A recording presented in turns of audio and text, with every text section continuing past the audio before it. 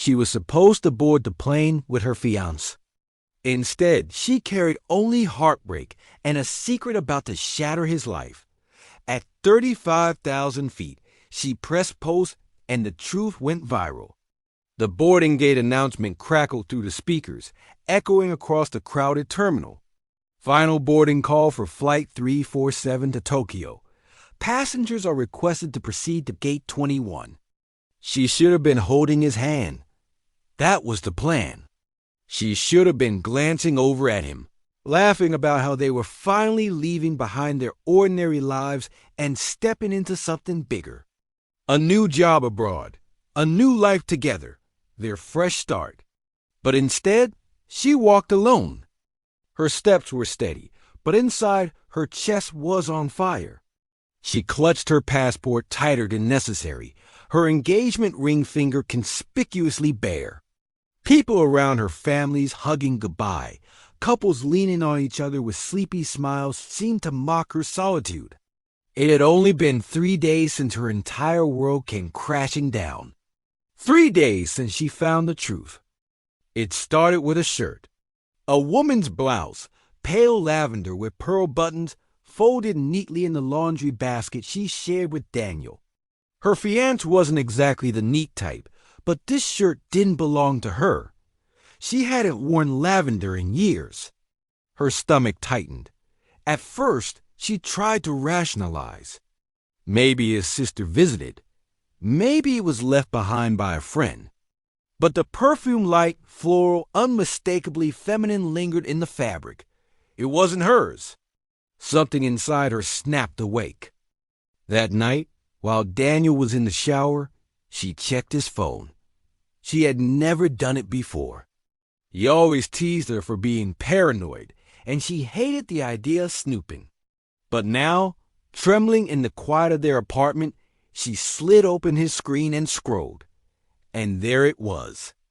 Dozens of messages, pictures, jokes, plans made while she sat across from him at dinner.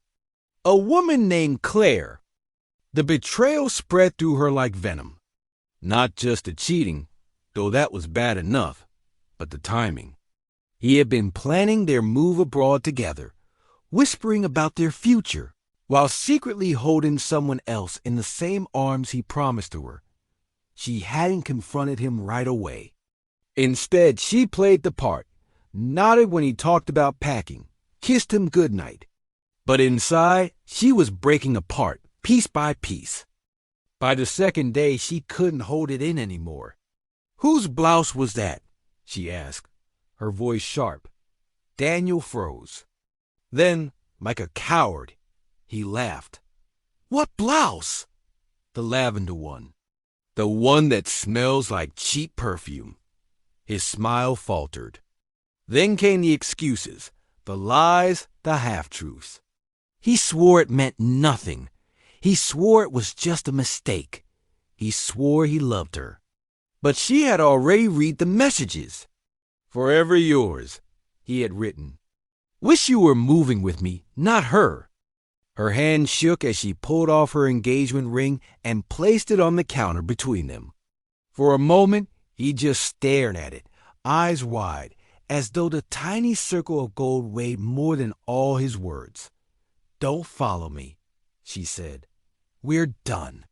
That's how she found herself here, 3 days later, dragging her carry-on through an airport full of strangers, her face composed but her heart heavy.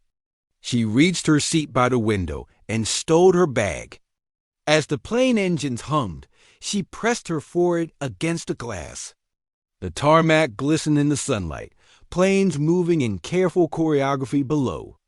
It should have been the beginning of their adventure together. Instead, it was her farewell. She pulled out her phone. Her thumb hovered over the screen.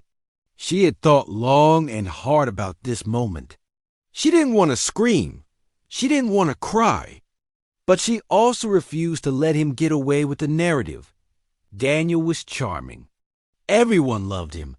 Their mutual friends always said she was lucky. If she left quietly, she would become the villain in whispered conversations. He'd spin the story. He always did.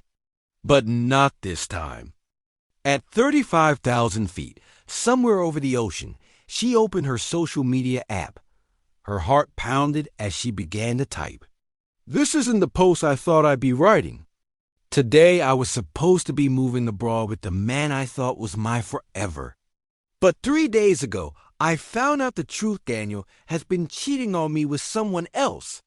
While I was planning our future, he was already living a double life. I want everyone, our friends, our families, everyone who thought they knew us to understand why I'm boarding this plane alone. I left the engagement ring he gave me in the drawer where he can find it, because it doesn't belong on my hand anymore. Goodbye, Daniel. This is your farewell. Her fingers trembled as she added the finishing touch. She tagged him.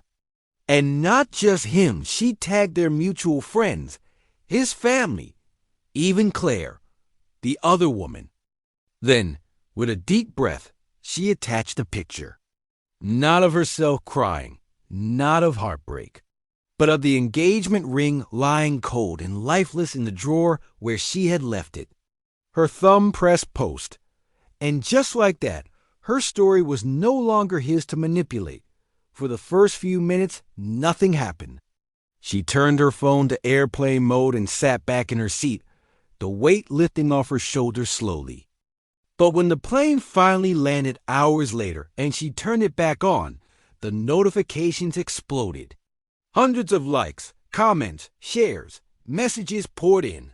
Some were from friends she hadn't spoken to in years. Others were from strangers who had seen her post through mutual connections. Proud of you for walking away.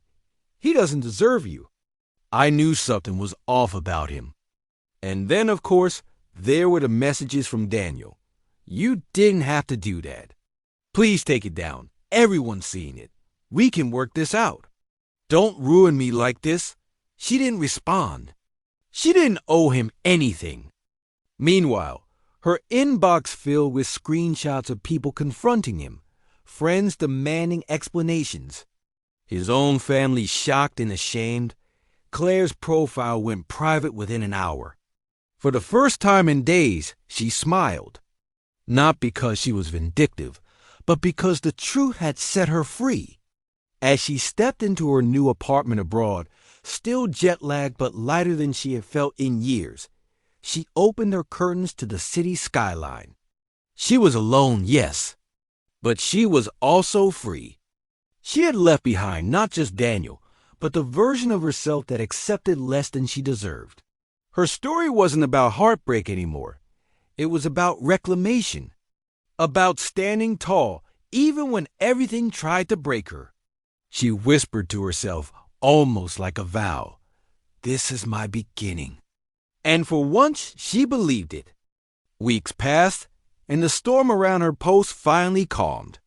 Daniel's reputation took a hit. Some people still defended him.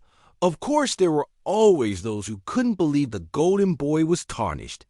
But enough people saw the truth. She never took the post down. Not because she wanted to punish him forever, but because it was her story. It happened. And she wouldn't erase it. In quiet moments, she sometimes replayed everything in her mind. The lavender blouse, the betrayal, the ring left behind, the plane ride where she hit post and let the world know. It wasn't the life she had imagined, but it was hers. And as the city lights outside her window shimmered, she knew this was only the first chapter. You can subscribe to the channel for more interesting content.